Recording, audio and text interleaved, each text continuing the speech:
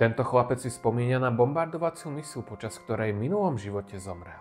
Dvojročný Karl Edon z Anglicka hneď potom, ako sa naučil rozprávať, začal opakovať vetu: Spadol som cez okno v lietadle. Chlapec tiež kreslil nacistické znaky a ovládacie panely lietadla, pričom vedel opísať funkcie jednotlivých ovládacích prvkov.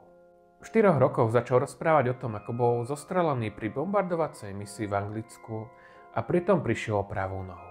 Spomenul si, že vstupoval do nemeckého letectva, keď mu bolo 19 rokov a zomrel, keď mu bolo 23 rokov. O tomto príbehu sa dozvedel aj odborník na minulé životy Dr. Stevenson, ktorý urobil sériu rozhovorov s chlapcom a s jeho rodičmi. Daj follow a sleduj, ako tento príbeh dopadne. Stevenson zistil, že pri vykopávkach v roku 1997 sa pri anglickom mestečku Middlesbrough skutočne zrútil bombardér. Boli nájdené aj telá 4 členov posádky a medzi nimi aj telo Heinricha Richtera, ktorý mal skutočne useknutú pravú nohu. Podľa všetkých týchto informácií mohol byť skutočne zosnulý Heinrich Richter týmto chlapcom.